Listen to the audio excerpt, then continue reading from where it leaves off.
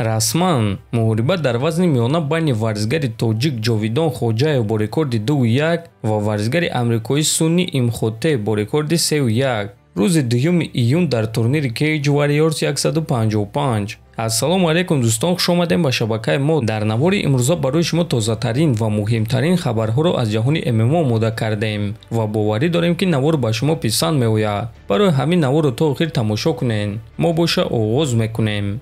хабари беҳтарин барои подписчикони канали Паҳлавон ТЖ. ҳиҷомат бепул барои шумо. аз ширкати шифофармо дору харидорӣ карда аз номи канали мо Паҳлавон ТЖ гап занед ва онҳо шуморо ҳиҷомат бепул мекунанд.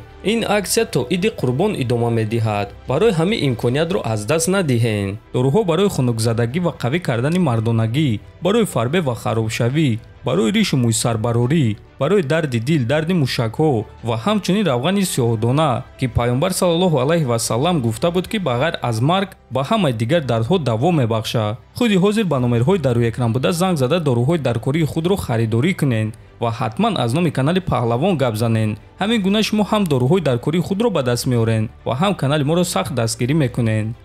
топови ҷангори вазни сабуки UFC Бенил Дариуш гуфт ки роҳбарони UFC ба ӯ муҳорибаи унвонӣ зидди Ислам Махачев ваъда доданд.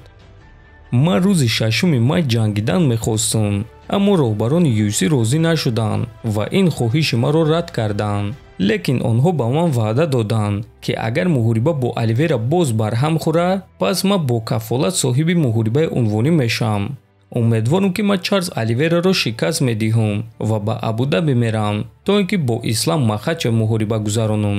фикр мекунам ки дар муҳориба зидди Оливера ман аз осеб гурехта метавонам, гуфтааст Дариуш.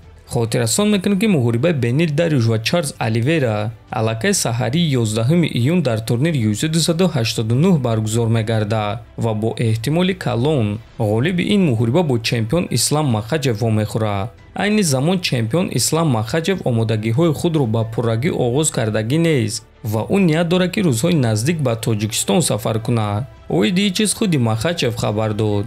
аз рӯи суханҳои Ислам ӯро президенти Федератсияи зудои Тоҷикистон Исмоили Маҳмадзоир рӯзи 2 июн ба Душанбе даъват кардааст ки дар турнири Гран-при Душанбе меҳмон шавад ва Ислам ин пешниҳодро қабул карда рӯзи 2 ба Тоҷикистон сафар мекунад.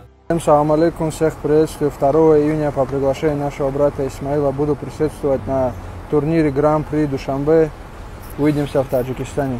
ва дӯстон фикр мекунем ки ин имконияти хуб барои мухлисони Махачев аст. агар шумо дар Тоҷикистон бошем, пас имконият дорем ки ба ин чорабинӣ равен ва шояд ки имконияти бо чемпион акс гирифтанро пайдо кунем. мо боша Ислам Махачевро ба Тоҷикистон хуш омадӣ мегӯем. чемпиони пешинаи UFC дар вазни ним вазнин Ян Блахович фикрҳои худро оиди муҳорибааш зидди Алекс Перейра баён кард. ҳамаи карьераи ҷангии ӯ олиҷаноб аст. бо чунин ҷангварон ба монанди Алекс ҷангидан ба ман писанд аст, чунки ту маҷбур нестӣ ки мотиватсия ҷӯӣ то ин ки барои муҳориба омода шавӣ.